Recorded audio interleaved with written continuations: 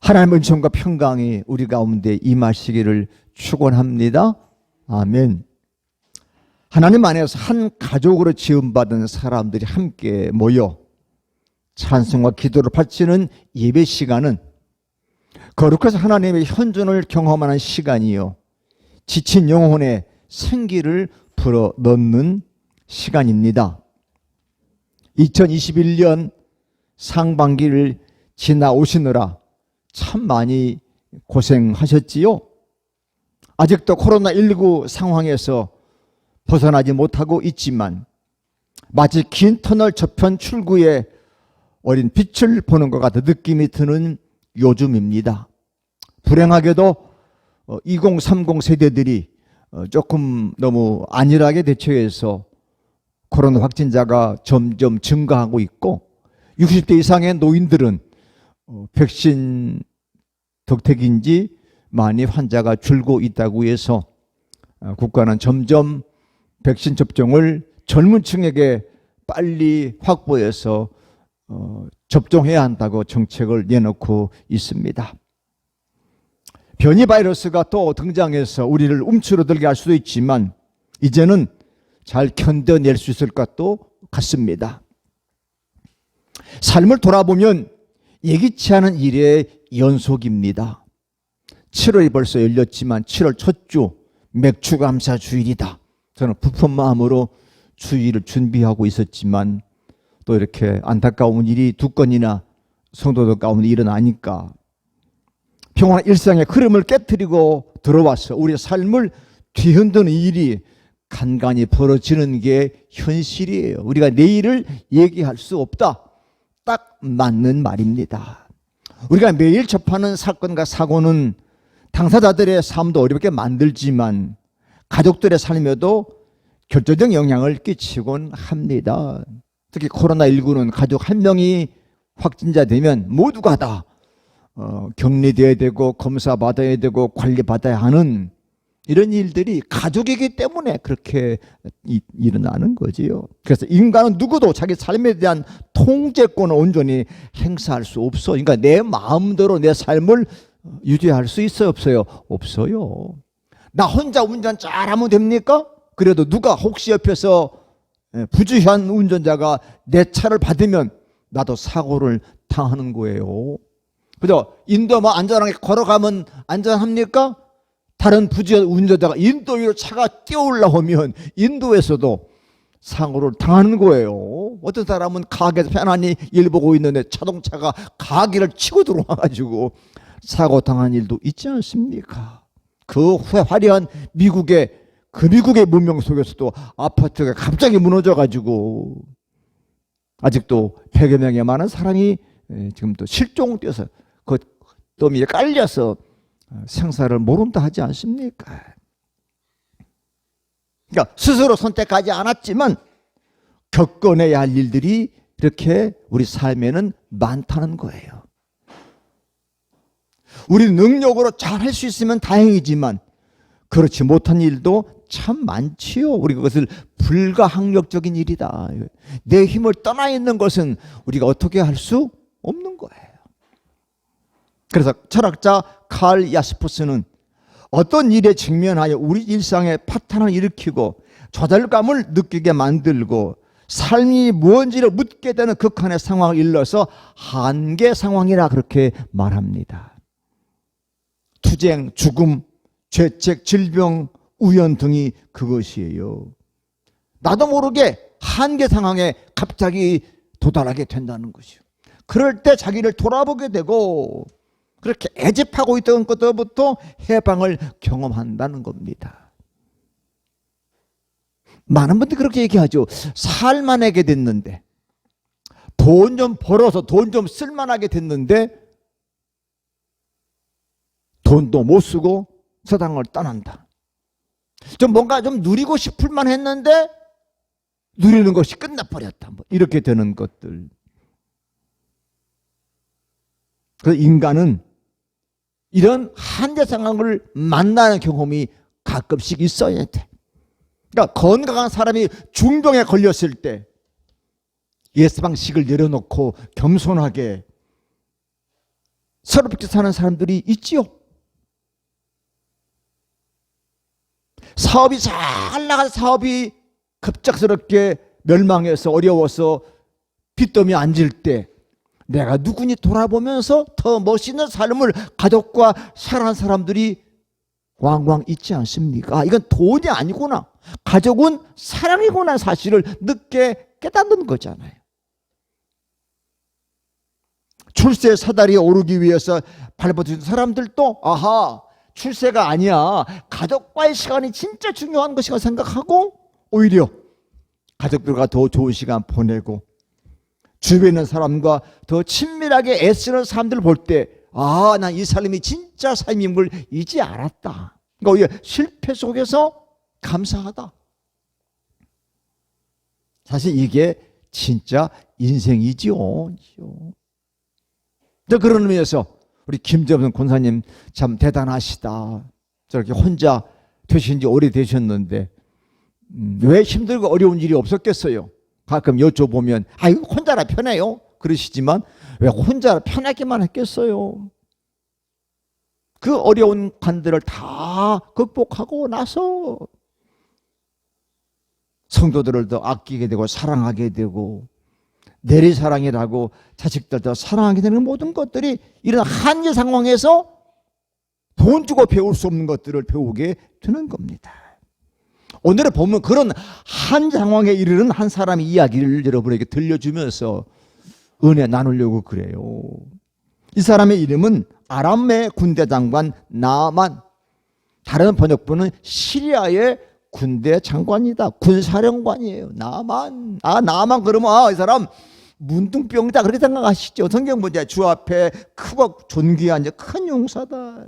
그러니까 시리아 사람들이 영웅적인 인물이지만 이스라엘 사람들은 별로 탐탁지 않은 인물이야. 두 나라가 적대 관계에 있었으니까요. 그런데 이 영웅적 인물이 나병에 걸렸어요. 나병. 지금 문둥병 그러면 무식하다고 그래서 요즘은 나병이라고, 한센병에 걸렸어. 그 당시만 해도 이건 불치의 병입니다. 이게 일종의 한계 상황이 직면한 거지요. 한 나라의 군사령관이니까 모든 치료 다 받아봤겠죠. 차도가 없어. 이때 그 집에 포로로 붙들려 왔던 이스라엘 어린 소녀 하나가 그 소식을 듣고서는 이렇게 정보를 제공하는데, 성경책 우리 앞에 열왕기하 5장 3절 말씀 시작. 그의 여주인에게 이르되 우리 주인이 사마리아에 계신 선지자 앞에 계셨으면 좋겠나이다. 그가 그 나병을 고치리이다 하는지라. 아멘. 인생의 가장 참담한 소원 속에 포로로 붙들어 한 어린 소녀가 가장 강력한 권력을 쥐고 있던 그 남자를 측은히 여기면서 지푸라기로 잡아야 했던 나만은 그 가능성 앞에 매달리고 싶었기에, 그래? 그럼 내가 한번 그 엘리사를 만나봐야지. 그래서 왕에게 허락을 구하면, 왜? 적군의 나라에 있는 선지자니까. 그러니까 왕은 기꺼이 허락했고 이스라엘 왕에게 편지까지 써서 보냅니다. 그리고 나만은 부자니까 은 10달란트, 금 6,000개, 옷 10벌 가지고 사마리아로 갑니다. 치료에 대한 보답으로 준비하고 이제 가는 거지요. 치료해주면 내가 이걸 선지자에게 보상으로 드려야지. 그리고 아람 나라 왕의 편지를 이스라엘 왕에 전합니다. 6절 말씀인데 시작. 내가 내 신하 나아만을 당신에게 보내오니 이 글이 당신에게 이르거든 당신은 그의 나병을 고쳐주소서. 이 편지를 이스라엘 왕이 받은 거예요. 깜짝 놀랐어. 저 옆에 있는 큰 나라 시리아 왕이 나한테 편지를 나아만을 보낸다고 괜히 그 트집을 잡아가지고 우리나라를 공격하려는 수작을 부리는 거 아니야? 이렇게 오해까지 하는 거예요. 내가 어떻게 그 병을 고쳐, 나병을. 괜히 나병 문제 삼아서 우리나라 건드린다, 이렇게 오해한 거예요. 국력이 강하면 치까치껏 그러면서 편이 찢으면 되는데 그럴 수 없는 형편이기 때문에 이스라엘 왕은 당혹감 속에 전전긍긍하고 있었어. 옷을 찢으며 괴로워하고 있었다는 소문이 엘리사 선지자에게 들렸습니다. 여러분, 엘리사는 엘리야와 더불어 초창기 예언 운동의 대표격인 사람이죠. 엘리야의 제자 엘리사. 그가 행한 이적은 예수님이 행하신 이적과 버금 깔 정도로 대단한 사람이에요. 그때 엘리사가 사람을 보내서 왕에게 그 사람 내게로 보내세요. 자, 8절 하반절 말씀인데 시작. 왕이 어찌하여 옷을 찢었나이까? 그 사람을 내게로 오게 하소서. 그가 이스라엘 중에 선지자가 있는 줄을 알리이다. 아멘. 내게로 보내세요. 이스라엘에 선지자가 있는 것을 내가 알게 하겠습니다. 얼마나 자신감이 있어요. 내게로 보내세요. 내게로 보내세요. 다른 방도가 없었던지라 왕은 나만을 엘리사 선지자에게 보냅니다. 나만은 군마와 병거를 거느리고 보무도 당당하게 엘리사 집 앞에 딱 당동했어. 과시적 행동이죠. 얼마나 폼나겠어. 군사령관이니까 쫙 도착했어. 그는 한계 상황 앞에 서 있으면서도 허세를 포기할 생각이 없는 거지요. 이러면 인생 망하는 겁니다. 뭔가 한계 상황이 오면 허세를 내려놓아야죠. 내려놓아야죠. 어디서 허세를 부려? 내려놓아야 돼. 근데 허세 부린 거야. 내가 시리아의 군사령관인데 폼을 잡고 왔어. 폼. 나병 환자가 폼 잡아봤자지. 폼을 탁 잡고 온 거야. 그때 엘리사 반응이 예상 바뀝니다. 사환을 시켜서 저 요단강 가서 몸을 읽어보시고 몸이 깨끗하면 집으로 돌아가세요. 이렇게 소식만 전한 거요. 나만은 모욕감을 느꼈겠지요. 내가 시리아의 군사령관인데 일개 조그만 나라의 목사님, 요즘 말로 목사님이지 엘리사가 나를 그렇게 대접을 해? 이게 화도 보통 화가 난 게 아니에요. 두 아들을 보고 돌아가자. 내가 이런 대접받고 있을 수 없다. 자, 11절 말씀 그 얘기예요. 11절 시작. 내 생각에는 그가 내게로 나와서서 그의 하나님 여호와 이름을 부르고 그의 손을 그 부위 위에 흔들어 나병을 고칠까 하였도다. 쉽게 말하면 좀 버선바로 뛰어나와가지고 아이고 군사령관님 오셨냐고 어디가 불편하셔 거기다가 손을 안수하고 그리고 기도해서 고치는 것이 당연한 도리가 아니냐. 큰 나라의 군사령관 왔는데 조그만 나라의 목사님 그렇게 도리인데 건방지게 말만 하고 보내라고? 이런 얘기입니다.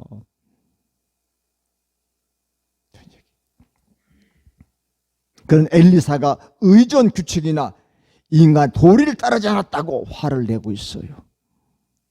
사실 우리끼리 얘기지만 저도 은곡교회 작은 교회 목사지만 제가 작은 교회만 있었겠어요. 옛날에 큰 교회 부목사 할 때 초석교회 한 2,000명, 제덕교회 한 3,000명 되는 교회 부목사. 목사님은 부목사 한번 데려가서 신방하고 장례식 데려가려면요 줄 서야 돼. 왜? 순서가 하도 많으니까. 목사님이 교구에 한 번밖에 안 계시니까 교구 신방하려면 나를 잡아야 신방이 돼. 밥 먹는 거요. 밥 먹는 시간 없어. 목사님 밥 사준 사람이 하도 많아가지고 목사님 식사 약속 못 잡아요. 요즘 말하면 매니저가 있을 정도로 바빠. 그러니까 작은 교회면 우리 목사님 우습지. 아무 때나 그러면 예 하고 쭈르르 쫓아가고 그럴 것 같으죠. 그러면 안 된다 그런 얘기예요. 다시. 큰 교회 교인들은 목사님 그러면 굉장히 머리 이고 다니잖아요. 아유 목사님. 작은 교회 목사 교인들은 맨날 만나니까 우리 목사님까지 뭐 아무것도 아닌 것 같아. 그래요 안 그래요? 여러분 안 그러시죠?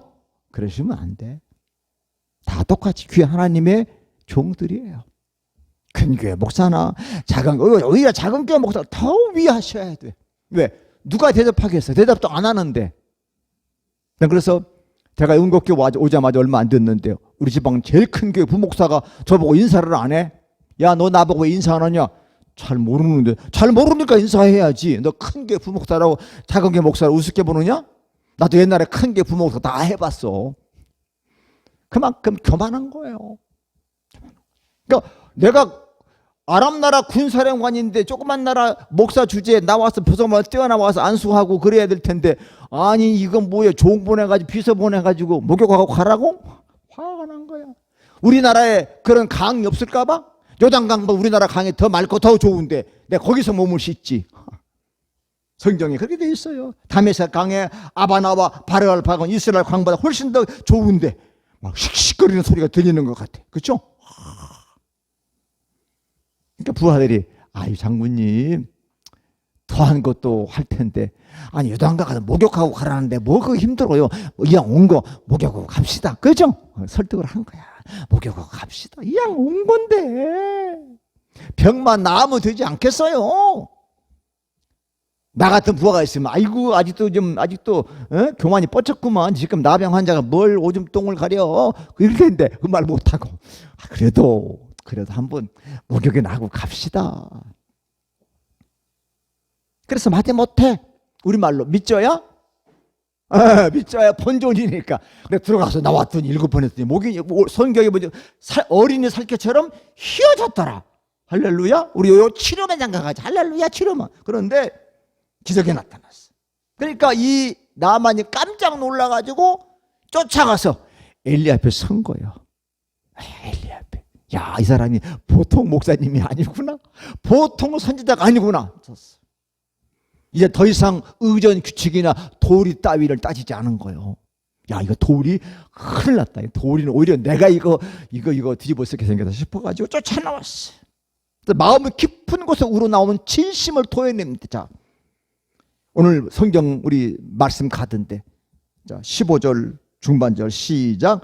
내가 이제 이스라엘 외에는 온 천하에 신이 없는 줄을 아나이다.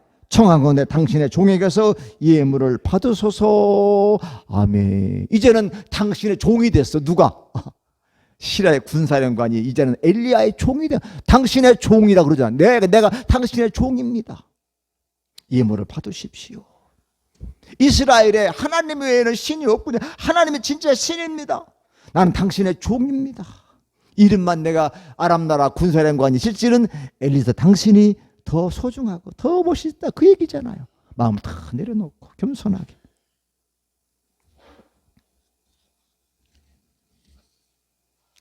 군대 병거를 이끌고 위풍당당하게 세력을 과시하고 특별 대우를 당당하게 생각하고 당연하게 생각하고 도리를 따지고 화를 내던 그 나만이 아니에요. 이제는 다 내려놓았어. 왜? 절대 세계를 경험했거든. 아, 하나님이 하시는구나. 하나님의 종이 하시는구나 깨달은 거예요. 하나님의 한 방에 하시는구나. 그러니까 자기가 작음을 아, 나는 작구나. 군사령 큰 줄 알았더니 난 아무것도 아니구나. 그렇게 자신을 나는 당신의 종이라고 얘기하면서 선물을 받아달라. 엘리사는 안 받는다. 나 그까지 선물 안 받아. 왜? 하나님께서 하시다가 하나님께서 하셨기 때문에. 하나님께서 하셨기 때문에 나는 선물, 내가 했으면 내가 선물 받지. 하나님이 하신 건데 하나님께 영광을 돌려라. 나는 선물 안 받는다. 얼마나 멋져요. 이게 하나님의 종이잖아. 하나님께 드려. 하나님께. 나는 하나님께서 하신 일을 나는 하나님의 종으로 한 것밖에 없어. 그러자 나만이 뜻밖의 부탁을 해요. 그러면 우리 가져갈 만한 한 줌의 흙을 좀 달라. 흙을 달라는 흙을. 그 흙은 하나님의 큰 사랑 안에 받아들였던 기억의 창소를 떠올리는 거죠. 그 흙이 뭐냐? 이스라엘의 흙이야. 이게 나를 고쳤던 그 엘리사 선생님이 계시는 그 흙이야. 그 기념의 흙이잖아요. 흙이 무슨 능력이 있겠어? 그게 기념하는 겁니다. 엘리사가 고민한 것도 아닌데 나 돌아가면 난 여호와 외에 다른 신에게 절대 내가 제사 지내지 않겠다. 난 여호와께만 제사 지내겠다. 자기의 삶의 자리는 아람으로 돌아가지만 내 영혼의 고향은 요단강이다. 요단강의 흙이 내 마음의 고향이다. 제가 아까 광고 들으면서 우리가 함께한 세월이 얼마인데 은곡의 흙, 은곡교회 흙을 얘기하겠습니까? 은곡의 우리 마음의 고향. 흙은 사람들의 마음의 고향이죠. 흙에 살리라 그런 노래 있잖아요. 흙으로 돌아간다 등등등. 흙은 우리의 고향을 얘기하는 그런 이제 이미지가 있습니다. 그래서 고국과 고향과 관련 흙 이야기는 참으로 많아. 하나만 예를 든다면 음악가 쇼팽의 이야기. 쇼팽. 이 피아노 치는 사람은 쇼팽의 노래를, 쇼팽의 녹톤을 안 쳐본 사람이 없어. 쇼팽은 피아노의 대가입니다. 피아노. 그러니까 쇼팽은 피아노에 의한, 피아노를 위한, 피아노에. 이 사람은 폴란드 사람이에요. 폴란드. 20살 조국 폴란드를 떠나서 유학길에 오를 때, 그 후에 소련에 의해서 폴란드가 점령된 후 한 번 조국에 못 돌아가. 파리의 망명경으로 살아갑니다. 근데 유학 떠날 때 폴란드의 한 줌 흙을 병에 담아가지고 떠났어요. 참 묘해요. 근데 그 흙을 어디 가든지 그 흙을 가지고 다니는 거예요. 폴란드의 흙을, 병에 담은 흙을. 끝내 한 번도 조국에 돌아가지 못하고 파리에서 39의 짧은 나이로 숨을 거둡니다. 그리고 죽는 순간 유언하기를, 내 몸은 여기 묻혀도 내 심장은 조국 폴란드로 가져가 달라 유언을 합니다. 그래서 그의 누나가 쇼팽의 심장을 폴란드로 가지고 가요. 그래서 폴란드는, 쇼팽은 폴란드의 심장이 지금도 심장입니다. 그리고 그 시신 후에 병 속에 또 흙을 꺼내어 흙을 뿌리고 쇼팽의 장례를 치릅니다. 그의 39년 짧은 생애가 하나 예술 작품이지요. 그의 슬픈 삶을 알고 그의 피아노 곡을 들으면 더욱 그의 서글픈 삶과 조국을 그리워하고 사랑하는 마음에 가슴이 벅찹니다. 이 말씀을 저는 월요일쯤 되면 다음 주 무슨 설교하지? 이렇게 월화 이틀 동안 말씀 본문을 택하고 준비하는데, 이번 주도 이걸 가지고 그래 읽다가 한 줌 흙, 그래 한 줌 흙의 위로와 감사 이러는데, 우리 고무식 집사님 소식 듣고 한 줌 흙의 위로와 감사라고 설교 제목을 해달래. 딱 나만은 하나님의 은혜를 치유로 경험했지만 그건 아람 나라로 돌아가야 되잖아요. 거기에 군사령관이 있잖아요. 모든 거 버리고 난 엘리사의 종이 돼야지 한다고 해서 피난한 사람 아무도 없어. 물론 세상에는 하나님의 부름에 응답하여 모든 것을 버리고 소명 따라 사는 사람들이 있어요. 그 사람들이 목회자입니다. 우리 전임 목회자들은 다 버리고 하나님께 바친 사람이에요. 바친 사람. 그 전에 우리 교회에 나왔던 김영숙 성도님 아시죠? 그의 우리 백승훈 목사님의 그 의붓 어머니인데, 신앙생활도 얼마 안 했는데도 백 목사에 대해서는, 백승훈 전도사는 하나님께 바친 사람이다, 그렇게 말하더라. 나 깜짝 놀랐어. 야, 전도사 목사 하나님께 바친 사람이구나. 자식의 도리를 다 안 해도 이해가 된다. 왜? 하나님께 온전히 바친 사람이니까. 그렇게 세상 사람도 생각하는가 봐. 마치 천주교 신부나 불교의 중처럼 목사도 하나님께 드리면 온전히 하나님께 충성한 사람, 그렇게 생각하는 것 같아요. 그래서 우리 모두가 그렇게 될 수는 없잖아요. 각자 믿음의 분량대로 사는 거잖아요. 우리 장로님 네 분이, 여러분들이 헌신했다고 맨날 교회에서만 살 수 있습니까? 나의 삶대로 믿음의 분량대로 사는 거야. 그러나 전임 사역자, 목회자는 소명이 하나님께 모든 걸 다 맡기고 산다. 그러니까 은혜를 체험했다고 해서 모두 버리고 목사가 되면 큰일 나요. 가끔 좀 보수적인 순복음 기도원 같은 데 가면 우리 목사들께 모여서 여러 가지 얘기하면 어디 지나가던 분이 오고 청년이 와요. 목사님들이시죠? 왜요? 저는 어느 교회 권사님 아들인데요, 우리 엄마 어떤 권사님이 기도해 보시더니 나 은혜 받았다고 목사가 되라고 그래서 여기 왔는데 저 목사가 돼야 됩니까? 그러니까 은혜 받으면 다 목사가 돼야 되는 줄 아니에요. 은혜 받는다고 다 목사가 되는 거 아닙니다. 당신 일 하시면서 주님 잘 섬기면 되는 겁니다.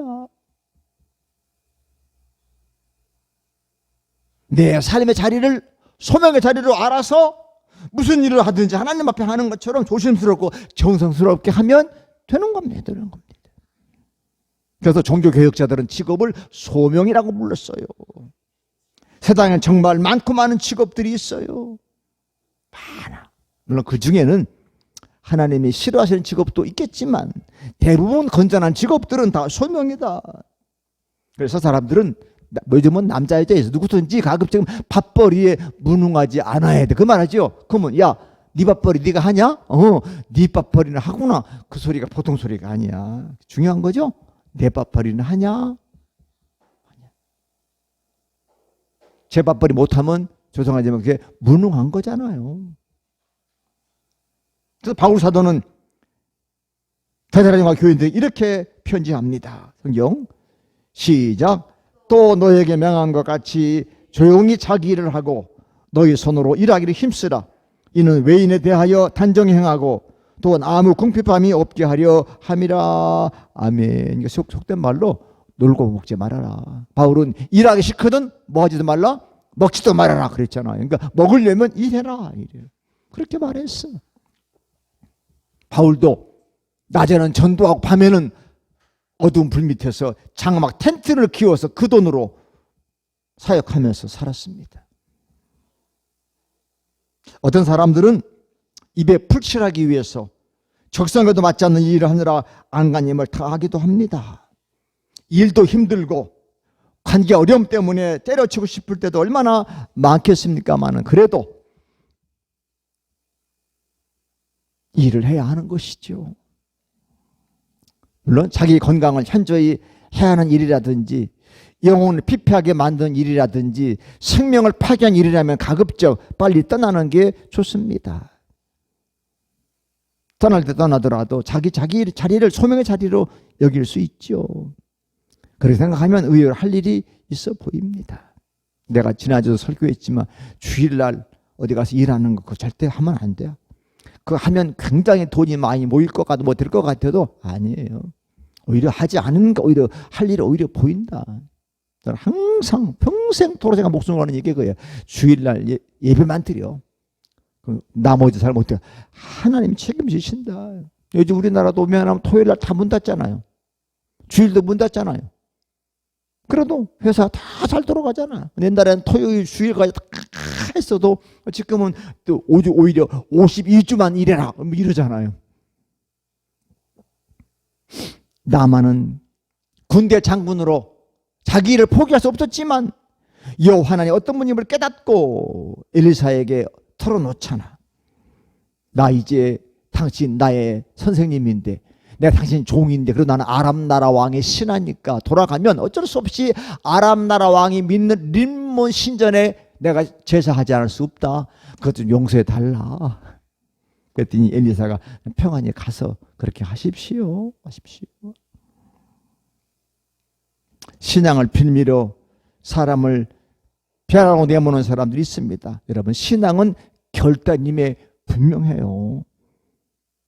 결단의 때가 무르익으면 결단해야 합니다. 그러나 때가 이르지 않았다면 느긋하게 그에게 기회를 주어야 합니다. 저는 그 전에 은곡에 처음 와 청년들에게 막 좀 제가 모질게 했지요. 어떨 때 내가 모질게 청년들이 떠났나 싶은 생각도 갔다가 자기들이 결단하지 못 결단할 때 결단해야 되는 거거든. 기회를 주는 거예요. 그 후에 나만이 아람 나라와 이스라엘 나라 사이에 어떤 역할을 했는지는 성경은 한 번도 얘기하고 있질 않아.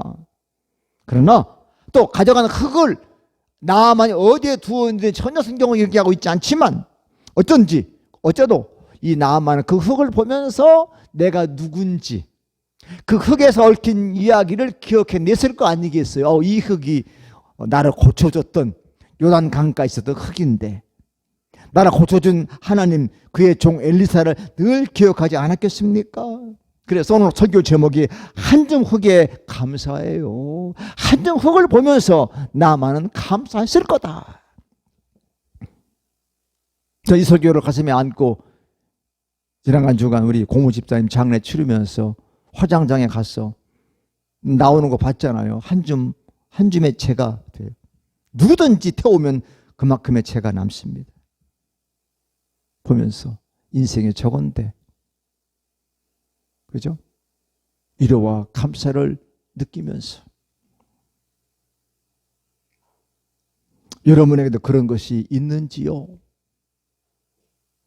하나님의 은혜와 감사를 기억나게 하는 건 말입니다. 은곡교회가 바로 그런 경험이 현장이기를 바랍니다. 제가 아까 여러분 광고하면서 우리가 함께한 세월이 얼마인데 그게 은혜의 현장인 거예요. 내가 너랑 함께한 세월이 얼만데 잊을 수가 있겠느냐. 그렇죠? 우리가 세상에 몇 년 지기, 지기란 말이요 뭐예요? 함께한 세월이란 얘기죠. 물론 세월이 길다고 해서 지기가 깊어지는 건 아니지만 그래도 친구는 오래될수록, 그렇죠? 여러분 삶의 자리가 곧 하나님의 뜻을 수행하는 현장이 되기를 축원합니다. 저는 코로나19 어려운 환경 가운데서도 고모 집사님의 마지막 가는 길을 끝까지 다녀왔어요. 제가 아픈 뒤로는 장례식에 한 번도 가본 일이 없습니다. 봉투 그냥 보냈지. 제가 직접 가서 어떤 어르신 사모님 돌아가셨는데도 제가 장례식은 못 가고 봉투만 보냈어. 우리 교인이 소천하셨는데 또 유리 요한은 제게 딸과 같고 제가 전도했고 제가 세례 베풀고 집사를 임명한 고모 집사님이기에 제가 힘들어도 꼬박 이틀 장례에 매달렸습니다. 고문식 집사님은 답답할 때마다 제게 전화 걸어서 목사님 하고 속을 털어 놓았었습니다. 사랑하는 성도 여러분, 우리는 이 땅을 살면서 오늘도 내일도 망가진 세상을 고쳐내려고 하십니다. 오랜만에 화장장에 가고 또 납골당이라고 하는데 보통 쉽게는 납골, 요즘은 다 추모 공원 뭐 이렇게 공원 그런 데 가서 봤어요. 야, 뭐 납골당 사이즈가 어마어마합니다. 거기에 수십, 수백, 수천의 유골들이 이렇게 봉분에 담겨서 쭉 있더라고요. 뭐 다 사연이 있겠지요. 사연이 있겠지요. 그런데 거기에서 직원들이 기독교 목사가 왔는데 목사에게 들으라고 하는 소리인지 좀 주제넘게 이렇게 멘트하는 사람들이 뭐 화장장에서도 납골당에서도 심지어는 병원 영안실에서도 있길래 이 사람들이 좀 더 기독교적인 교육을 좀 더 받아야겠구나 하는 생각을 가지면서 아직도 이 땅에 장례 문화가 영적이지 못하고 좀 더 이렇게 미래지향적이지 못한 그런 것들이 있어서 많이 좀 돌아보면서 그러고 왔습니다. 하나님 지금도 우리를 통해서 좀 잘못된 것들, 아직도 부족한 것들을 자꾸 좀 고치려고 고친다. 이제 다사다난했던 2021년 상반기를 지난주에 마감하면서 죽으면 한 줌의 흙이 될 수밖에 없는 유한한 인간의 실존을 깨달으면서 새로운 6개월을 시작하려고 합니다. 그때 덜컹 또 최집사님 가정에 이런 일도 생기고 그래서 그래, 인간의 삶이 다 예기치 않은 일들이 일어나는 것이지 뭐. 그러나 하나님이 한 방에 해결하시는 건데. 그래서 누구든지 다 같이 그리스도 안에 있으면 그 다음은 뭐죠? 새로운 피조물이다. 그러니까 그리스도 안에 있으면 오늘 새로워지는 거예요. 그러니까 그리스도가 아니면 내일도 모레도 새로워지지 않는 거다. 어떤 사건을 만나든지 그리스도 안에 있기 때문에 내가 새롭게 태어난다. 그러니 지금 여러분이 서 있는 바로 삶의 그 자리에서 할 수 있는 믿음의 일을 다시 시작합시다. 다시 하면 돼. 교회 앞마당에 작은 화분들이 꽃을 피우고 있고 작은 모종들은 꽃을 뿌리를 내리려고 하고 있어요. 요즘 제가 이 번질나게 우리 집 앞에 있는 이렇게 양철 화분에 있는 것은 우리 며느라기가 어버이날 때 선물로 준 거라 그거 말라 죽이면 큰일 날 것 같아서 정성 들이고 있는데 가끔 사진 찍어 보내주면 아유 아버님 꽃 참 잘 키우셨네요.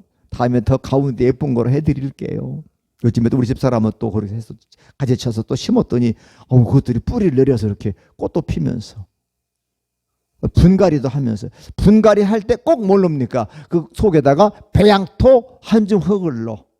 배양토 흙. 야, 요 배양토라는 이 흙이 공에 찌들지 않고 그죠? 신선하고 좋은 흙을 멸균 흙을 넣으면 그 분갈이의 양분에 살면서 흙들이 영양이 살아나며 꽃들이 핀다는 거예요.